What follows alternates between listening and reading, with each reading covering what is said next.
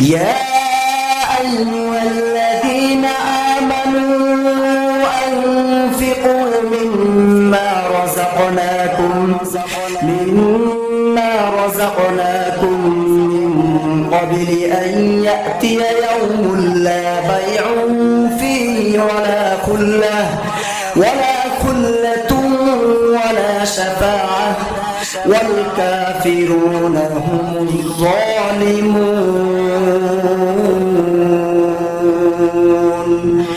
ইকালামে জিন্দা কুরআনে হাকিম হিকমতে উলা ইয়াজালাসতু কাদিম জামিউল আলম ফিল কুরআনে হাকিম হাকা সাদাফা আমরি জালি আলহামদুলিল্লাহ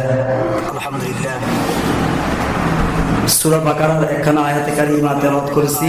সূরা থেকে পড়ছি সূরাতুল বাকারা। এই সূরার মধ্যে অনেক হুকুম আহকাম বিধিবিধান সম্পর্কে বর্ণিত হয়েছে। যেমন এই সূরার মধ্যে ইবাদত বন্দেগী ও মুআমালাত অর্থাৎ লেনদেন বিবাহ শাদী ইত্যাদি সম্পর্কে অনেক হুকুম আহকাম বর্ণিত হয়েছে। এ সকল হুকুম মেনে চলা নফসের কাছে অপছন্দ কঠিন, আর মানুষের জন্য সবচেয়ে কঠিন হলো জান ও মাল ব্যয় করা।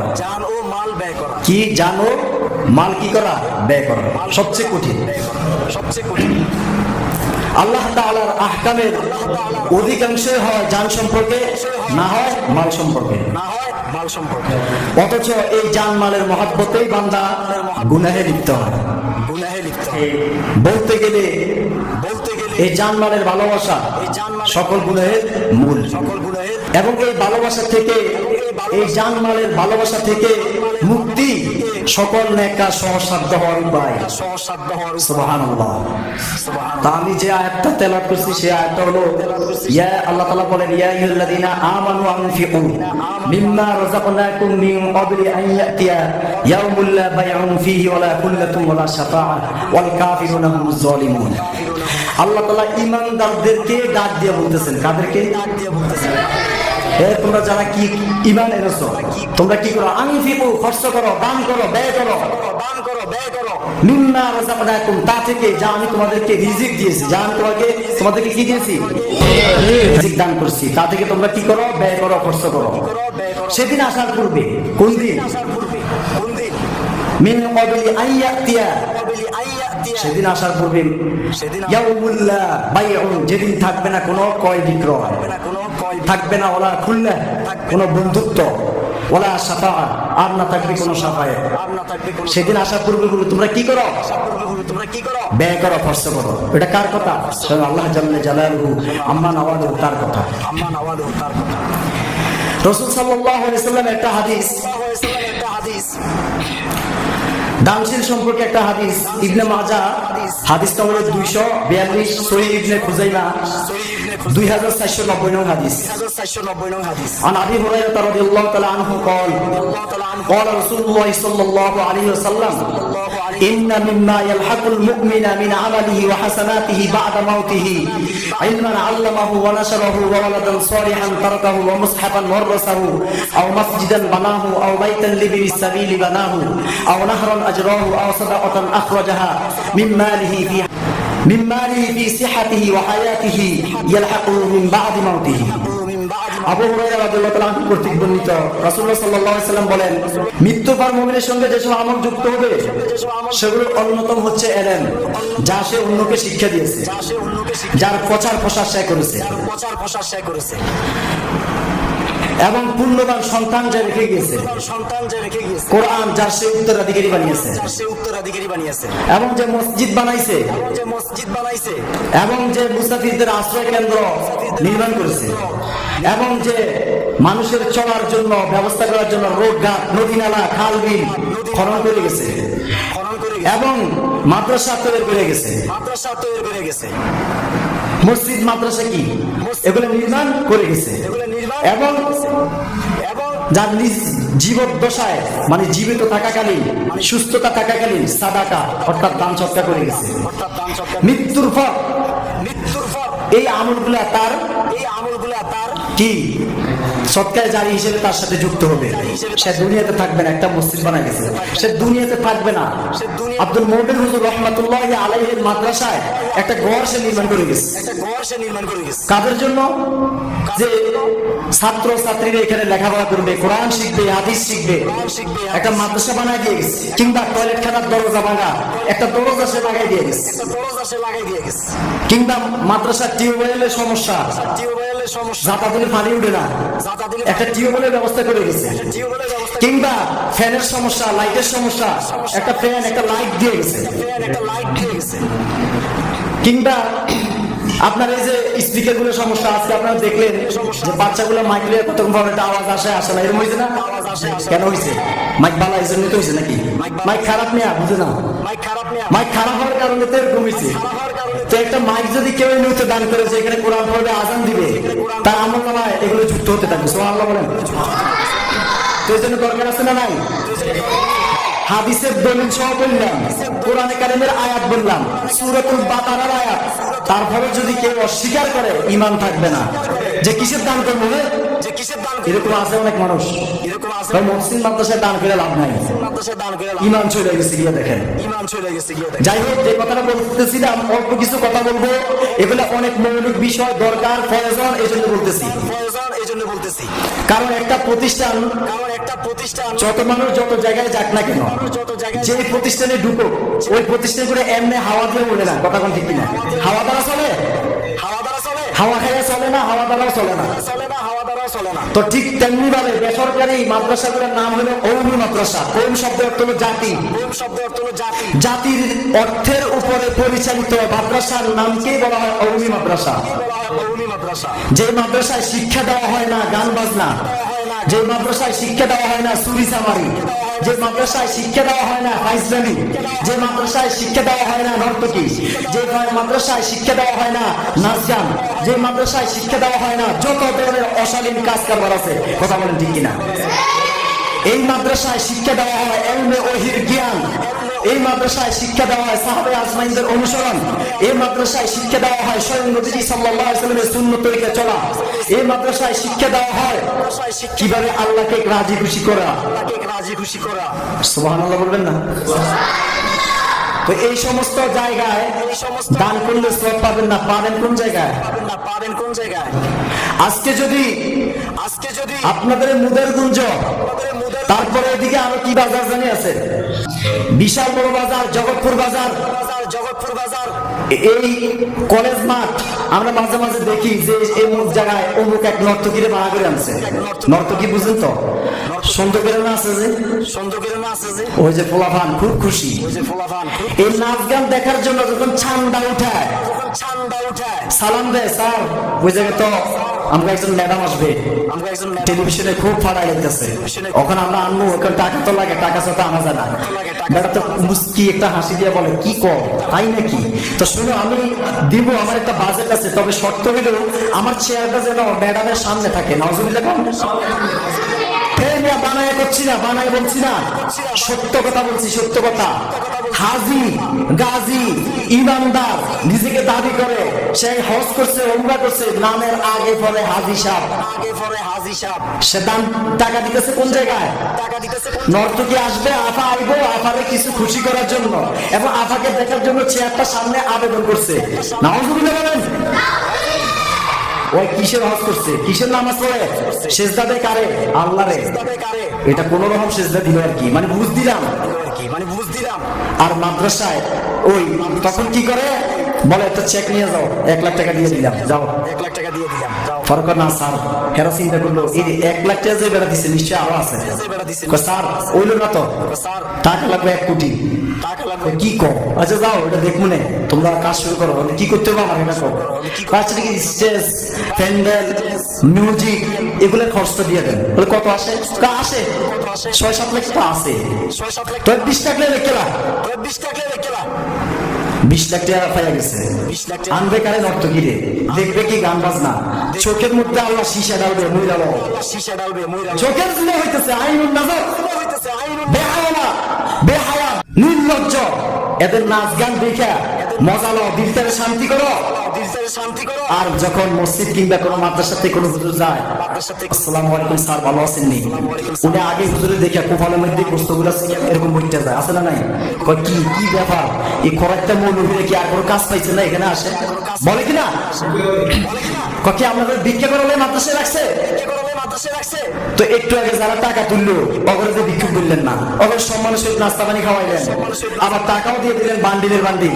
আর মাদ্রাসা থেকে আছে যেখানে এলমে ওলির শিক্ষা দেওয়া হয়, যেখানে অনুদান হয়, যেখানে আপনার বাপ দাদা 14 গোষ্ঠী মরার পরে জানাজার নামাজ কিভাবে পড়াইতে হবে, যেখানে আপনার আখিরাতের পুঁজি ভান্ডার তৈরি করা হয়, যেখানে সরকার জারিয়ার আমল লেখা হয়, আপনি সেই প্রতিষ্ঠান দেখতেছেন ভিখারি ভিক্ষু।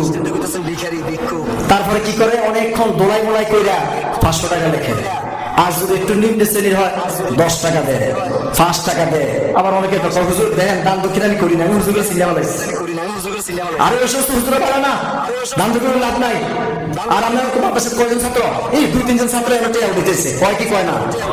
আমি বলবো এ বাবা, হতে পারে 2-3 জন ছাত্র, হতে পারে 5 জন ছাত্র, কিন্তু এই 5 জন ছাত্রের মধ্যে যদি একজন ছাত্র কোরআনের হাফেজ হয়, আপনার টাকায়, আপনার সম্পত্তির উপর, আপনার অনুদানের উপর, কিংবা আপনি একটা পেন দিলেন, সেই পেনের নিচে বাচ্চাটা পড়ল কোরআন। শরহে ইয়াহইয়া ইবনুল কিতাবের মধ্যে আমর ইবনুল মাইমুন রাহমাতুল্লাহি আলাইহি লেখেন যে কোন মানুষ যদি ফজরের নামাজ শেষ করার পর কোরআন শরীফ খুলিয়া 100 পরিমাণ আয়াত তেলাওয়াত করে, কয় শত? 100 আয়াত তেলাওয়াত করে, তার আমল নামায় সমগ্র দুনিয়া পরিমাণ সওয়াব লেখা হয়। সুবহানাল্লাহ বলবেন, আল্লাহু আকবার। আর আপনি ওই মাদ্রাসাওয়ালাদেরকে বলেন ভিখারি, ছাত্র কম, খয়রাইতা, এদেরকে দান করলে হবে না, লিখে রাখেন জাহান্নামে যাইতেছে, ঠিক না? মেরা জাজ করদম বে হিসাব হম ইরাদা দান জওয়াবে মা সওয়াব। ভাইরা আমার, তাহলে আপনার দিলকে পরিবর্তন করতে হবে, আপনার নিয়ত পরিবর্তন করতে হবে, আপনার দিলকে সুন্দর করতে হবে। এই দিলকে সুন্দর করার জন্য কওমি মাদ্রাসার শিক্ষা ছাড়া ভিন্ন কোন শিক্ষা আপনি পাইবেন না, পরিবর্তন করতে পারবেন না রে বাবা। এই যে ছোট ছোট বাচ্চা পোলাপান কি সুন্দর তেলাওয়াত করছে, আপনারা শুনলেন, আমাদের কাছে তারা শিক্ষা গ্রহণ করে। জানেন না রে বাবা, 24টা ঘন্টা মেহনতের ফল একজন ওস্তাদের গলাটা ফেটে যায়। আপনি সরকারি অফিসে চাকরি করেন, কর্মের খোঁচায় খোঁচায় লক্ষ লক্ষ টাকা কামাই করে, এত কষ্ট সাধনার পরে অনেক গার্ডিয়ান আইসা বলে হুজুর এমনে না হেমনে, হেমনে না এমনে, কয় কি কয় না। আমি বলতে চাই, একটু আগে যে তেলাওয়াত করলো, অশুদ্ধ পড়লো না শুদ্ধ পড়ছে? আওয়াজ দিয়া বলেন। যদি বলেন শুদ্ধ পড়েছে, তাহলে এটা সহি না, আপনি যেটা বলেন ওইটা সহি, এটাই সহি। অতএব মন খারাপ করা যাবে না, না জানলে কথা বলা যাবে না। অনেকে ছাত্র ছাত্রী নিয়ে যায়, কয়েকটা লেখাপড়া নাই, লেখাপড়া আছে না নাই আপনি কেমনে বুঝলেন? আবার অনেকে কথা বলে হুজুর টিকে না, হুজুর টিকবে কেমন? আপনি বেতন দেননি। আপনি মাস শেষে আপনারা রাগ করবেন না, হাতে ধরি পায়ে ধরি। এখনো শিক্ষকরা আছে, একজনের 5 মাসের বেতন বাকি, 3 মাসের বেতন বাকি, 2 মাসের বেতন বাকি। মাস শেষে বেতনটার জন্য যখন ছাত্রদেরকে বাইক পাঠানো হয়, তখন বলে দিবনে ভরে বাকি দেওয়া হয়, কি হয় না হয়, এরকম জারি মেরে কথা বলেন আপনারা। মনে কষ্ট নেবেন না, যে কথাটা অত্যন্ত জরুরি, এই জন্য বলি। শুরুতে একটা আয়াত পড়ছি, আল্লাহ বলছে দান করো, আমি যা দিছি তা থেকে, আমি কি বিনা রাযাকনাকুম, রিজিক আমি দিছি, আমি আল্লাহকে আমি দিছি, এর থেকে তোমরা কি করো? দান করো। 9 কোটি টাকা মালিক করে কয় কি করো? বাবুরে দান করলে কোনটা দেবো? নাউযুবিল্লাহ বলেন। এখন আসলে উদাহরণ, আপনি দান করতে করতে করতে করতে শেষ, কিন্তু আপনি দেখতেছেন কিছু লাভ হয় না। এটা আল্লাহ পাক রব্বুল আলামিন আপনার জন্য আখিরাতে রাখছে। আপনি বুঝবেন এই সময় যখন জান্নাতে ঢুকবেন, জান্নাতের নাজ নিয়ামত দেখে বলবেন, ও আল্লাহ, এই নিয়ামত কিসের থেকে এলো? আমি এই নিয়ামতের মালিক কিভাবে হইলাম? আমি তো দুনিয়াতে এমন এমন কোনো কাজ করি নাই, এমন করে ভালো কাজ করি নাই, যে কাজের দ্বারা বড় বড় নিয়ামত পাওয়া যায়, কিন্তু আমি পাইলাম। তখন ফেরেশতারা ডাক দিয়ে বলবে, ও আল্লাহর বান্দা, দুনিয়াতে যখন তুই ছিলি, ওই যে আব্দুল মুমিন হুজুর রশিদিয়া মাদ্রাসা, ছোট ছোট বাচ্চা পোলাপান ওয়াশরুম যাইতে পারে না, একটা দরজার ব্যবস্থা করে দিয়ে আসছিলি, লাইট নাই, লাইটের ব্যবস্থা করছিলা, মাইক নাই, স্পিকার নাই, এগুলোর ব্যবস্থা করে দিয়ে আসছিলা, কিংবা আইপিএস নাই, সবচেয়ে বড় কষ্ট আইপিএস, কারণ বিদ্যুৎ বেশি ডিস্টার্ব করে। কি কর ঠিক না? আজকে কোটি কোটি টাকা কামাইতেছেন আপনারা, ঘরের মধ্যে আপনার বিবি ফোন দেয়, হ্যালো জান, তুমি টাকা ভাড়াও না কেন, একটা আইপিএস কিনতে হবে, কারণ বিদ্যুৎ ঘন ঘন ডিস্টার্ব দিতেছে। আইপিএস রাখে, এমনকি সোলার রাখে, ব্যাটারি রাখে। কারেন্ট যাওয়ার পরে আপনার হুজুর ওয়াইফাই নেই, ওয়াইফাই লাইন ঠিক থাকে। ওয়াইফাই লাইন ঠিক রাখার জন্য যদি আপনি এত কিছু করতে পারেন, সোলার, তারপর আমার আইপিএস, এত কিছুর ব্যবস্থা করতে পারেন, আখিরাতের ঘরটা সাজাইবেন, জান্নাত, ওই জান্নাতটা সাজাইবেন, এর জন্য আপনি কিছু টাকা মাদ্রাসা দিতে পারেন না। আপনারা যার যতটুকু সামর্থ্য আছে দান করে যাবেন। যে জায়গায় ছাত্রছাত্রীদের চাইতে দামি কেউ নাই, বুখারী শরীফের হাদিসে আছে, একজন মাদ্রাসার তলবে এলেন, তার মর্যাদা কেমন? সে যখন রাস্তা দিয়ে হেঁটে যায়, নূরের ফেরেশতারা পায়ের নিচে নূরের ফরশ বিছায় দেয়। সুবহানাল্লাহ বলেন। এমনকি এই ছাত্রছাত্রীদের জন্য, খুলনা ছাত্রছাত্রী, আবার উল্টো বুঝেন না, মাদ্রাসার ছাত্রছাত্রী যারা আল্লাহর দ্বীন শিখে, কোরআন শিখে, এদের ব্যাপারে হাদিস, যে যখন যারা মাদ্রাসায় ভর্তি হয়ে যায়, ভর্তি হয়ে গেছে, শুরু করে দিল পড়া, এদের জন্য সমুদ্রের কীট পতঙ্গ, ছোট ছোট পিপিলিকা পর্যন্ত আল্লাহর কাছে নাজাতের দোয়া করতে থাকে। আল্লাহু আকবার বলেন। ওয়াইনাল মালাইকাতা লা তাদাউ আজনিহাতাহা রিদা লিতালিবিল ইলম। বুখারী শরীফের হাদিস ভাই, দলিল দিয়ে কথা বলবো। আরে ভাই, একটা ইট দিয়ে গেলে মরে গেছেন আপনি দুনিয়াতে নাই, ইটের উপরে দাঁড়াইয়া ছোট্ট একটা বাচ্চা পেশাব করে দেয়, এরকম একটা বাচ্চা এই যে কয়দিন আগে প্রস্তাব করেছে, পায়খানা করে দিচ্ছে, তো সেই বাচ্চা মানুষ, ছোট মানুষ বুঝে না, সেইখানে পড়তেছে আলিফ বা তা সা, আর পড়তেছে আলিফ লাম মিম, যালিকাল কিতাবু লা রাইবা ফীহি হুদাল লিল মুত্তাকিন। আল্লাহু আকবার বলবেন না? আল্লাহ। আপনার এই বাচ্চা এই যে তেলাওয়াত করলো, অর্থ জানে না, হয়ে গেছে,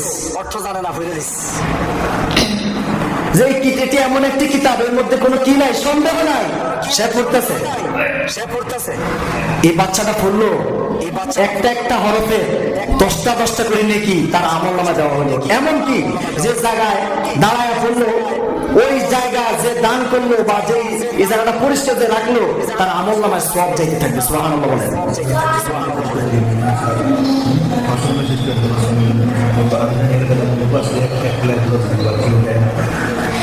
তো আলহামদুলিল্লাহ, আমার জানা মতে এলাকার মধ্যে আমার অনেক বাবারা, অনেক মায়েরা আছেন, আপনারা দেখি, অনেক শুনি, অনেক আমল করেন, খুব আল্লাহকে ডাকেন, কিন্তু এই সমস্ত ইবাদত বন্দেগীর পাশাপাশি এটা একটা ইবাদত, দান দক্ষিণা করা, এটার জন্য অবশ্যই আল্লাহ ধরবে।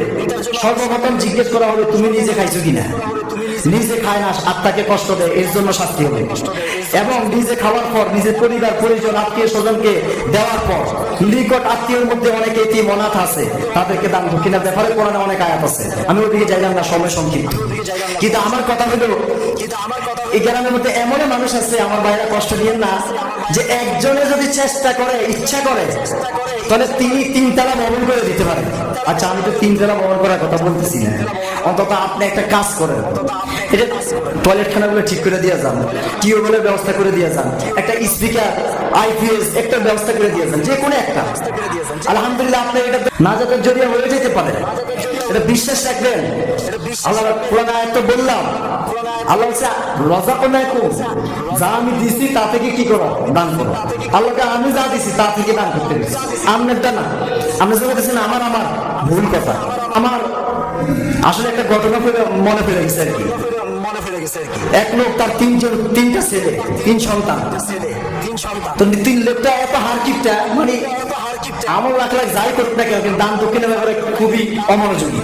দান দক্ষিণা করে না, নিজে খায়ও না, বালাগুলো খাওয়ার চেষ্টা করে না, খালি জমায় খালি আমার আমার আমার এরকম। তো তার যখন শেষ সময় গড়িয়ে আসছে, মৃত্যুর সাথে পাঞ্জা লুটতেছে, মানুষ যখন মারা যায় ঠিক এমন মুহূর্তে সন্তানদেরকে তাকে ওসিয়ত করে এই করিস সেই করিস বলে না। তো ওনারও যখন শেষ সময় হয়েছে, হওয়ার পর তিনি তার সন্তানদেরকে একের পর এক ডাকতেছে। তো প্রথম বড় ছেলেকে ডাকছে, সিরিয়াল অনুযায়ী তো বড় ছেলেকে ডাকবে নাকি।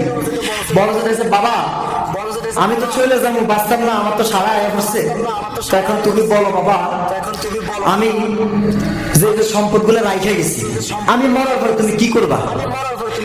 আপনি যদি মরে যান, আপনি মরার পরে আপনার এই সম্পদের মধ্যে অর্ধেক সম্পদ বিক্রি করে তারপরে মানুষের খাওয়াবো আপনার নামে। তুই একটা বেকুব, তুই সালাক না, তোর যত সালাক মানে তো তুই সালাক না। পরে কান্না শুনে গেছে, সবাই গেছে।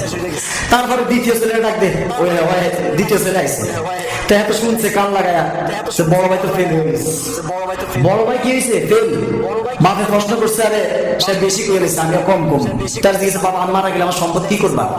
তো সে বলতেছে, আব্বা তুমি যদি মারা যাও, তোমার এই যে বড় ভাই বলছে অর্ধেক সম্পদ, আমি অর্ধেকের অর্ধেক বিক্রি করে তোমার নামে খাওয়াবো। তুইও দেখো জারি লাগায় এরা খেতে দিচ্ছে। এরা ছোট ছেলে সর্বশেষ যে কান ডাকছে, সন্তান শেষ। ছোট সন্তান আসার পর সে দেখলো 2 ভাই ফেল, আর ছোট মানুষের বুদ্ধিও তাই চিকুন আমরা দেখেন কি হতো, ঠিক না? বড় যে ছোট হয় কিন্তু বুদ্ধি থাকে খুব সুন্দর। তো যাই হোক, যখন ছোট্ট ছেলেকে ডাকছে, তো সে বলতেছে, তার বাবা বলতেছে, বাবা আমি যদি মারা যাই তাহলে তুমি কি করবা আমার এই সম্পদ গুলা? তখন সে বলতেছে, বাবা তুমি যদি মারা যাও, আমি নিয়োগ করছি তোমার এই লাশটাকে ধোয়া ফসায়া জবা করে গোস্ত গুলা টুকরে টুকরে করে তারপর বাজারে বিক্রি করে টাকাটা ব্যাংকে জমাবো। বাবা তুই আমার বুকে আয়, জবাই করে তুই একটা আমার কল্যাণময় সন্তান। খুশি হয়ে গেছে। হ্যাঁ 2 লোক এই কথা কইল কেন? এত সাহস কর না, বাজারে টুকরো করে বিক্রি হয়, বাপরা কেমন বাপ এটা জানো? তখন ছোট ছেলে বড় 2 ভাইয়ের কথা বলো, তোর তো বুঝুস না, বাপরা তো খুশি করা লাগবে। হ্যাঁ মরে গেল না, মরার পর যা মন চাইবে তা করবো, নাকি দেখবো চায় শুনবো। ওরে আসলে এই বুদ্ধি তো মাথায় আসে নাই। তো আমি বলতে এই ঘটনা করার উদ্দেশ্য, আমাদের দেশে আমাদের সমাজে এমন মানুষ আছে সম্পদ আছে, টাকা আছে, খরচ করতে চায় না, আল্লাহ নিন্দা করে, খুব আল্লাহকে ডাকে। তা আমি বলবো বাবা, তোমার সন্তান কিন্তু বড় হচ্ছে, তারা কিন্তু বুদ্ধিমান, তারা দেখো তোমার লাশ পর্যন্ত ওই সন্তানের মতো এরকম বুদ্ধি দেয় কিনা। যে সন্তানের কথা থাকবে, বা তুমি তোমার মরার পর আমরা তোমার জন্য দোয়া করবো, তোমার কবর যা মাটি দিব, দোয়া করবো, এবং তোমাকে সুন্দরভাবে দাফন করবো, মানুষকে বলবো আমার বাপের এরকম ছিল, বা তুমি যে আমাকে পিতা তোমার এই সুখ্যাতি অর্জন করবো, কোরআন পড়ে হাদিস পড়ে এরকম সুনাম অর্জন করবো, সেটা না বলে বলছি কি তোমার জবাবের বাজারে বস্তু বিক্রি করবো। তো এরকম না, মানে আমরা এরকম হবো না যে সমস্ত কারণে আমার সন্তান আমাদের জন্য বিষাক্ত সাপ হয়। আল্লাহ তাআলা আমাদেরকে হেফাজত করে, সকলে আমিন।